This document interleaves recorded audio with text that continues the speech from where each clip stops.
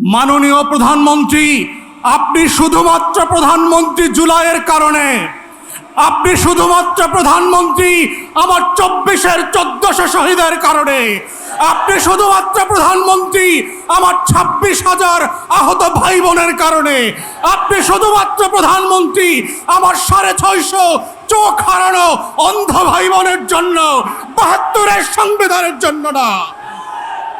আজকে যারা 72-এর সংবিধান নিয়ে খেলছেন তারা আপনাদের ইতিহাস ভুলে যাবেন না। পঞ্চম সংশোধনী ফিরায় নিয়ে আসার যে রাজনীতি আপনারা প্রস্তাব করেছেন, এইটা 72-এর সংবিধানে যায় না। 72-এর সংবিধান মোতাবেক শেখ মুজিবুর রহমান এখনো জাতির জনক, এখনো স্বাধীনতার ঘোষক। তাহলে 26শে মার্চে স্বাধীনতার ঘোষণাপত্রের দিন আপনারা কেন শেখ মুজিবের কবরে ফুল দিতে গেলেন না? সেই প্রশ্নগুলো আপনাদেরকে করতে হবে। তাই আমরা মনে করিয়ে দিতে চাই, বাংলাদেশে বর্তমান সরকার এবং সংবিধানের একমাত্র লেজিটিমেসি হচ্ছে 24-এর গণ অভ্যুত্থান, 72-এর সংবিধান না।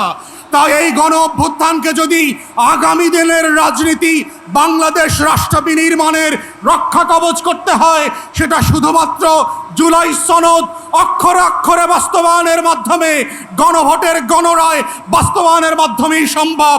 72-এর নাটক দিয়ে সম্ভব হবে না। সরকারি দল ইতিহাসের এমন একটা জায়গাতে দাঁড়িয়ে এমন কিছু মূলধনকে, পুঁজিকে কেন্দ্র করে ব্যবসা শুরু করেছে, যেই ব্যবসাটা ইতিমধ্যে ঋণগ্রস্ত হয়ে, দরপতন হয়ে, এটা ঋণ খেলাপি হয়ে গেছে। আমরা গত 17 বছর ধরে মুক্তিযুদ্ধ ব্যবসা দেখতে দেখতে ক্লান্ত হয়ে যায় নাই। মুক্তিযুদ্ধ নিয়ে আওয়ামী লীগের এই যে ইন্ডাস্ট্রি ডেভেলপ করেছে, জুলাই অভ্যুত্থানের মধ্য দিয়ে সেই মুক্তিযুদ্ধ ব্যবসাকে বিতাড়িত করে নতুন করে মুক্তিযুদ্ধের স্বপ্নকে জুলাইয়ের মধ্য দিয়ে আমাদের নতুন প্রজন্ম আবার জাতির কাছে হাজির করেছে। কিন্তু আমরা দুঃখজনকভাবে দেখতে পাচ্ছি, যেই পুঁজি, যেই মূলধন বরফের পানির মতো চৈত্রের রোদে ঠাই ঠাই করে পানিতে পরিণত হয়ে গেছে, সেই পুঁজিকে কেন্দ্র করে আবার 72-এর সংবিধান ব্যবসায় নেমেছে জাতীয়তাবাদী দল, যার রাজনীতি, যার আদর্শ শহীদ জিয়ার পলিটিক্যাল প্রেমিসিস কোনো কিছুর সাথে এই 72-এর সংবিধান যায় না।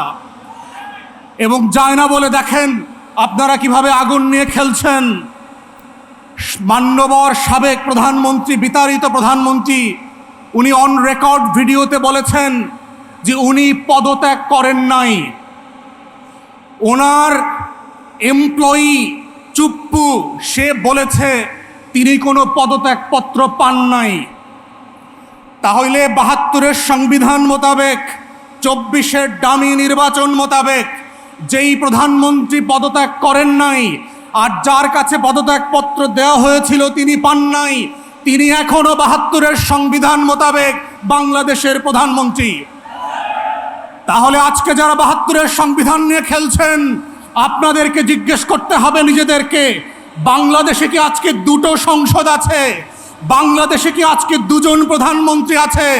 একজন বিতাড়িত হয়েছেন আর একজন বিতাড়িত হওয়া প্রধানমন্ত্রীর চেয়ারে বসে আছেন। আমাদের বক্তব্য খুব পরিষ্কার, মাননীয় প্রধানমন্ত্রী, আপনি শুধুমাত্র প্রধানমন্ত্রী জুলাইয়ের কারণে, আপনি শুধুমাত্র প্রধানমন্ত্রী আমার 24-এর 1400 শহীদের কারণে, আপনি শুধুমাত্র প্রধানমন্ত্রী আমার 26,000 আহত ভাই বোনের কারণে, আপনি শুধুমাত্র প্রধানমন্ত্রী আমার 650 চোখ হারানো অন্ধ ভাই বোনের জন্য, 72-এর সংবিধানের জন্য না। আজকে যারা 72-এর সংবিধান নিয়ে খেলছেন তারা আপনাদের ইতিহাস ভুলে যাবেন না। পঞ্চম সংশোধনী ফিরায় নিয়ে আসার যে রাজনীতি আপনারা প্রস্তাব করেছেন, এইটা 72-এর সংবিধানে যায় না। 72-এর সংবিধান মোতাবেক শেখ মুজিবুর রহমান এখনো জাতির জনক, এখনো স্বাধীনতার ঘোষক। তাহলে 26শে মার্চে স্বাধীনতার ঘোষণাপত্রের দিন আপনারা কেন শেখ মুজিবের কবরে ফুল দিতে গেলেন না? সেই প্রশ্নগুলো আপনাদেরকে করতে হবে। তাই আমরা মনে করিয়ে দিতে চাই, বাংলাদেশে বর্তমান সরকার এবং সংবিধানের একমাত্র লেজিটিমেসি হচ্ছে 24-এর গণ অভ্যুত্থান, 72-এর সংবিধান না।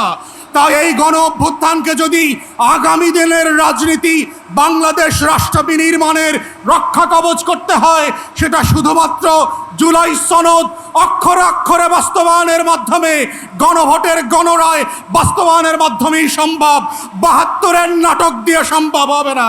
সবাইকে সেই আহ্বান জানিয়ে আমার বক্তব্য এখানেই শেষ করছি। আসসালামু আলাইকুম। সংগ্রামী ভাই এবং বন্ধুগণ, আসসালামু আলাইকুম রহমতুল্লাহি ওবারাকাতু। নাহমাদু ওয়া নুসাল্লি আলা রাসূলিহিল কারীম, আম্মা বা'দু, ফাউযু বিল্লাহি মিনাশ শাইতানির রাজীম, বিসমিল্লাহির রহমানির রহিম। ওয়ালা তাহিনু ওয়ালা তাহজানু ওয়া আনতুমুল আ'লাউনা ইন কুনতুম মুমিনিন। সাদাকাল্লাহুল মাওলানাল আযীম। আজকের শহীদ যোদ্ধাদের সম্মানে আয়োজিত জামাত ইসলাম কর্তৃক আয়োজিত এ সমাবেশে সম্মানিত সভাপতি, জামাত ইসলামীর নেতৃবৃন্দ, 11 দলীয় জোটের নেতৃবৃন্দ, শহীদ যোদ্ধা পরিবারের সদস্যবৃন্দ, আহত এবং পঙ্গুত্ব বরণকারী ভাই বোনেরা, সাংবাদিক বন্ধুগণ, সময় স্বল্প, আমি স্পষ্টভাবে বলতে চাই, কবির একটি ভাষা, मैं खूब समझता हूँ तेरी रमज़ों की बातें, मैं खूब समझता हूँ तेरी रमज़ों की बातें, ये उससे छुपा ना जो तेरी भेद न जाने। আপনারা নির্বাচনকালীন সময় 2টি ভোট অনুষ্ঠিত হয়েছিল। একটি গণভোট জুলাই সনদের ভিত্তিতে, আর একটি জাতীয়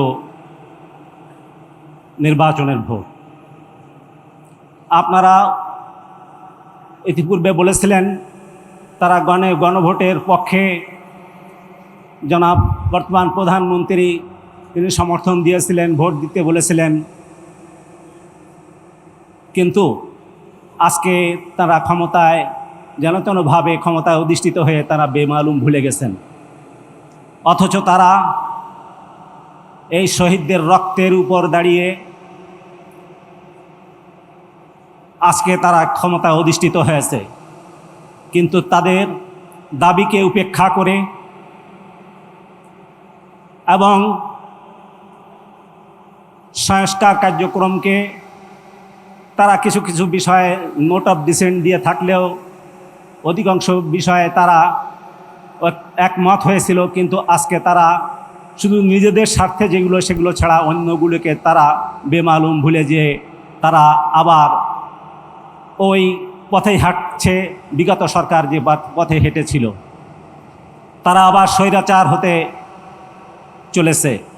এ অবস্থায় যে স্বৈরাচারী সরকারের হাত থেকে দেশকে মুক্ত করার জন্য হাজার হাজার ছাত্র জনতা রক্ত দিয়েছিল, পঙ্গুত্ব বরণ করেছিল, শহীদ হয়েছিল, একটি নতুন বাংলাদেশের স্বপ্ন নিয়ে, যেখানে বৈষম্য থাকবে না, দুর্নীতি থাকবে না, চাঁদাবাজি থাকবে না, সন্ত্রাস থাকবে না, মানুষের অধিকার নিশ্চিত হবে, ইনসাফ প্রতিষ্ঠা হবে।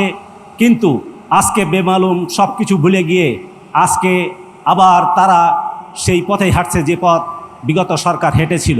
কিন্তু তাদেরকে মনে রাখতে হবে যে যেভাবে জুলাই যোদ্ধারা রক্ত দিয়েছিল, সেই রক্তের সাথে বেইমানি করে টিকে থাকা যাবে না।